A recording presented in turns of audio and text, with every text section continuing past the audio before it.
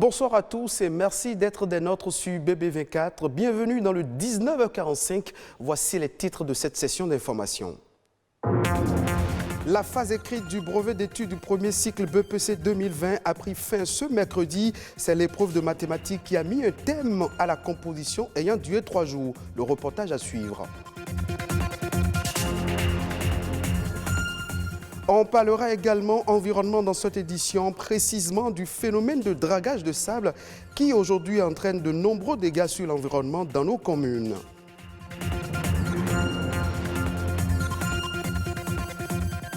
Et puis la mode change et les femmes avec, elles ont abandonné le port de 2 pagnes superposées au profit du pagne unique. Est-ce le bon choix?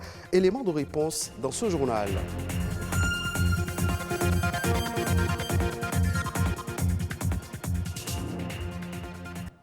Je le disais dans les titres, la phase écrite de l'examen national du brevet d'études du premier cycle BEPC 2020 a pris fin ce jour sur toute l'étendue du territoire national. C'est l'épreuve de mathématiques qui a mis un thème à la composition ayant duré 3 jours.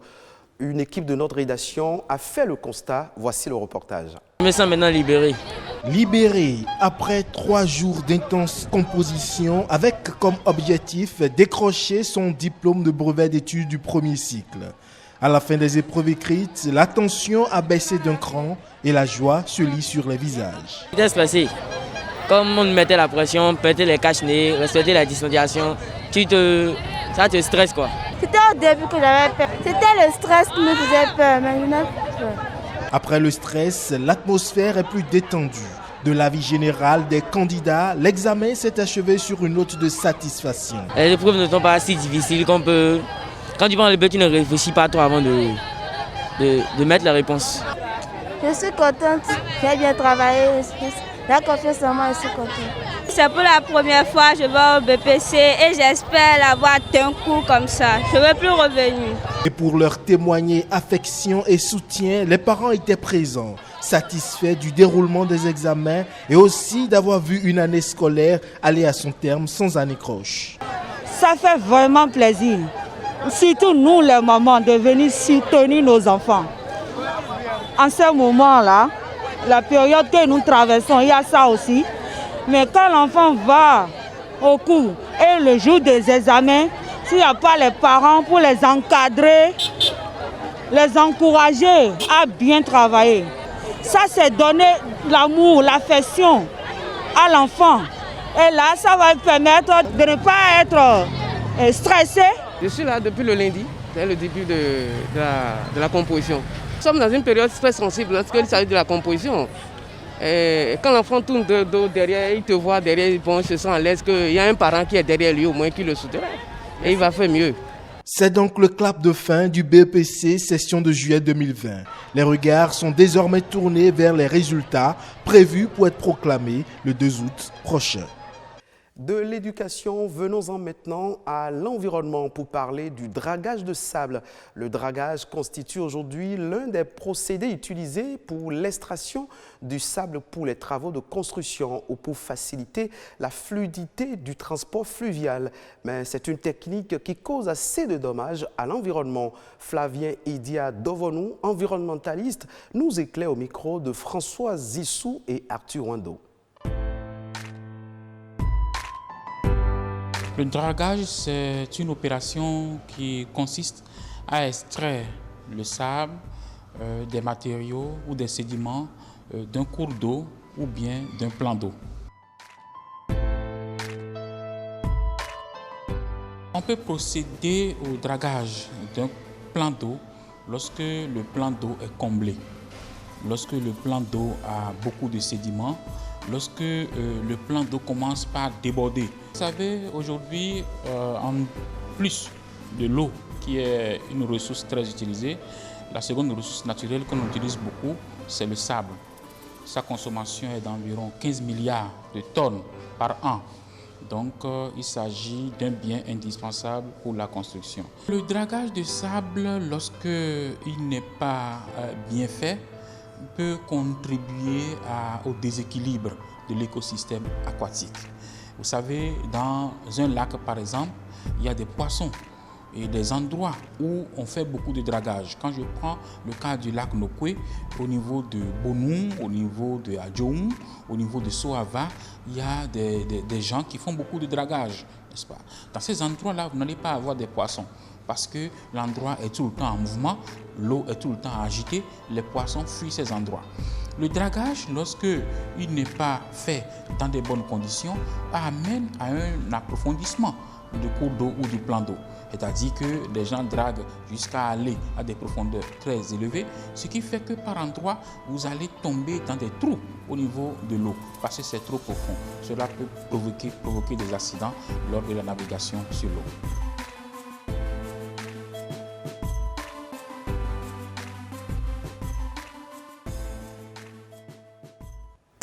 On parle cette fois-ci de la mode et des femmes. Le port de 2 pailles superposées, cette tradition est-elle passée aux oubliettes?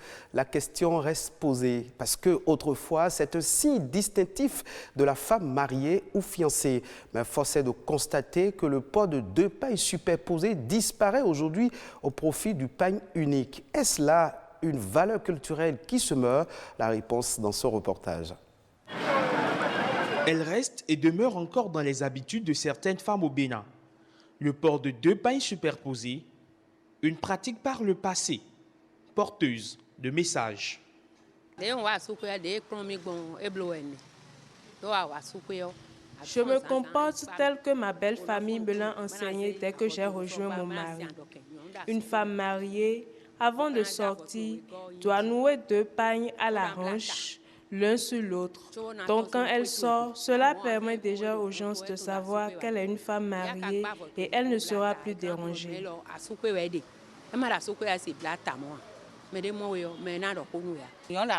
Une femme au foyer doit nouer 2 pagnes pour sortir, ce qui permet de la différencier d'une femme célibataire.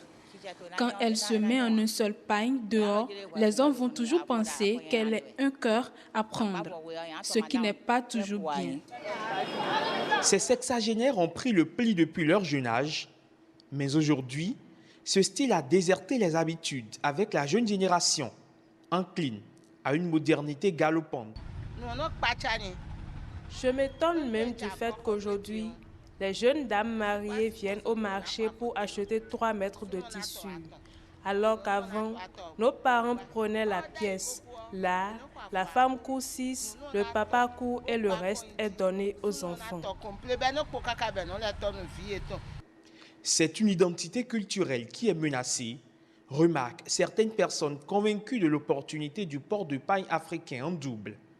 Ils prônent d'ailleurs un retour aux sources. Les jeunes filles d'aujourd'hui sont venues perdre les valeurs africaines. D'accord? Nous, en tant que nos mamans, quand on les voyait, en même temps, on sait que c'est des femmes au foyer, c'est des mamans. C'est-à-dire qu'elles mettent dans leur accoutrement déjà, elles donnent l'image de la femme africaine. Entre tradition et modernité, l'idéal est de trouver la panacée pour les alliés à travers la mode. C'est tout un patrimoine qui se vend et s'exporte. On ne va pas se fatiguer de sensibiliser, de toujours parler. Hein? Les mamans, les papas, c'est surtout à la maison qu'il faut enseigner les enfants, qu'il faut éduquer les enfants. Pas tout vient de la maison.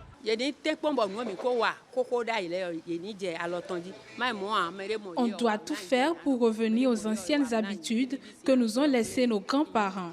Les jeunes dames d'aujourd'hui doivent se conformer aux règles pour qu'on sache leur donner de la valeur.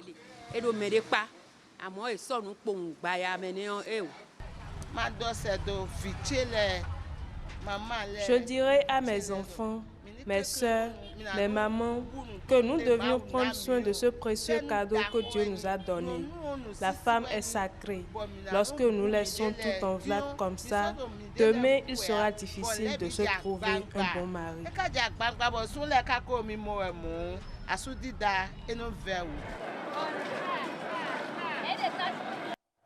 Zoom sur une corporation spéciale, le métier de géomètre. C'est un métier qui implique plusieurs fonctions selon les conditions dans lesquelles il est exercé. Mais de façon générale, il s'agit pour ce professionnel de mesurer avec une grande précision les éléments de paysage urbain ou des propriétés afin d'effectuer leur délimitation. Herman Amégan fait un zoom sur ce métier dans ce reportage.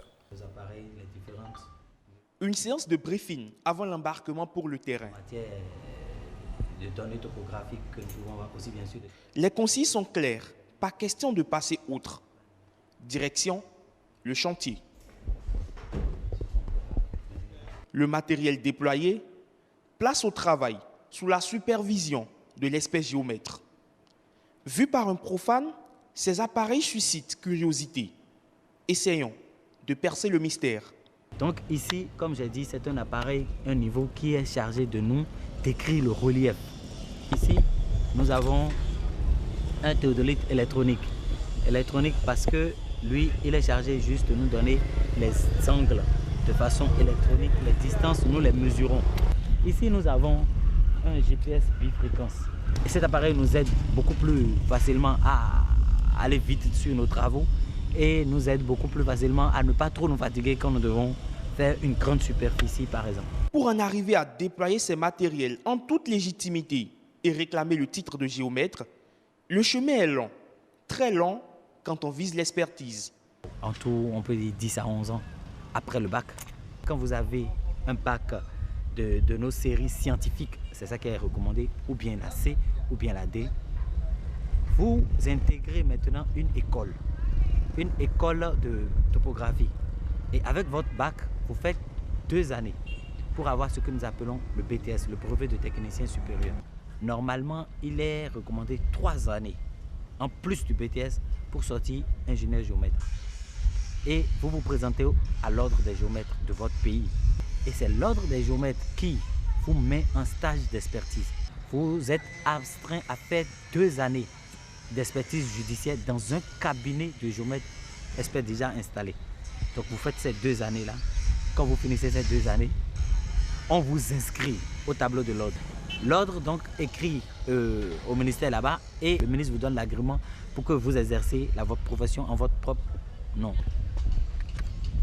Mesurer des surfaces, prendre des données techniques importantes à toutes fins utiles, là se limite le champ d'action du géomètre. Mais les demandeurs n'ont pas tous le même regard sur cette corporation, des préjugés à tort ou à raison. Il n'y a pas une profession sans brebis galeuse. Il nous est recommandé, au moment même où on prête serment, il nous est rappelé un certain nombre d'obligations, un certain nombre de restrictions. Ce qui est dit par rapport à ce qu'on vole parcelle et tout ça, ce n'est pas si vrai que ça. Parce qu'une parcelle n'est pas extensible. Mais ce n'est pas si faux. Parce que je reconnais qu'il y a de nos amis, qu'il y a de nos collaborateurs qui se prêtent à ce genre de choses. Fin de partie pour cette équipe, on remballe le matériel. Cap sur un autre site, c'est le quotidien du géomètre.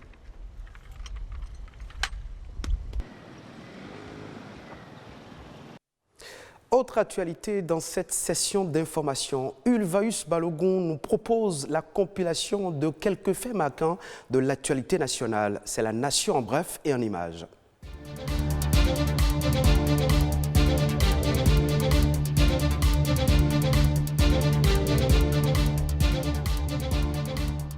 Près de 700 faux candidats ont été dénombrés lors de l'examen du brevet d'études du premier cycle BEPC 2020.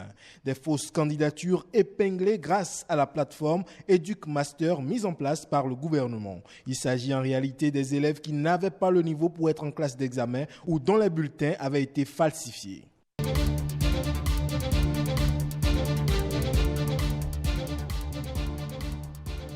Le gouvernement béninois envisage la création d'une plateforme numérique de gestion et de consultation des résultats de tous les examens nationaux en vue d'éviter la propagation du nouveau coronavirus Covid-19. Selon le ministre des Enseignements secondaires, techniques et de la formation professionnelle Maounion Kakbo, il s'agit d'un outil efficace pour lutter contre la pandémie de la Covid-19 étant donné qu'il permet de consulter ses résultats depuis chez soi afin d'éviter les bousculades et agglutinations souvent observées lors des délibérations et proclamations des résultats des examens.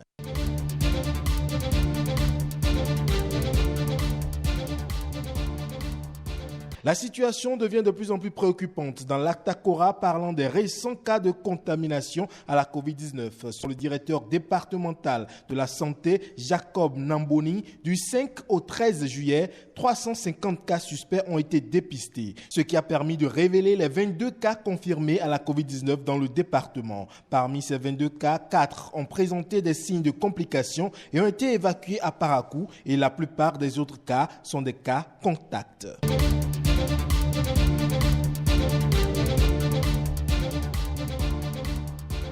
Enfin, des acteurs des filières Kajou, Karité et Soja sont réunis du 14 au 16 juillet à Cotonou pour valider les cadres institutionnels et réglementaires de commercialisation des dits produits. Il est question de relever les défis, notamment l'absence de réglementation de la commercialisation, la multiplicité d'intermédiaires rendant peu compétitifs les prix, les difficultés d'approvisionnement des unités de transformation aux fins de maîtriser les fluctuations des prix, de prévenir les fraudes dans les transactions et de disposer des statistiques fiables. À terme, ces tests vont permettre à ces filières de concourir davantage à la mobilisation des devises et de contribuer avec le coton à l'équilibre de la balance des paiements du Bénin.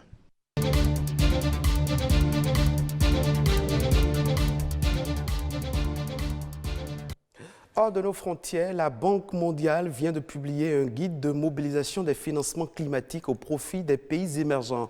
L'instrument permet de lever la barrière de qualification des activités et des actifs éligibles qui constituent les principaux obstacles rencontrés sur les marchés de finances durables. Cet instrument vert identifie les activités et les investissements qui remplissent les objectifs environnementaux ou aident à mobiliser plus de financement pour les projets durables. Les investisseurs peuvent aussi s'en servir pour identifier les opportunités en adéquation avec leurs critères de durabilité pour les investissements ayant plus d'impact. Merci de votre fidélité. C'est la fin de cette session d'information. Vous pouvez suivre ce journal sur le site de l'OATB, www.oatb.bj.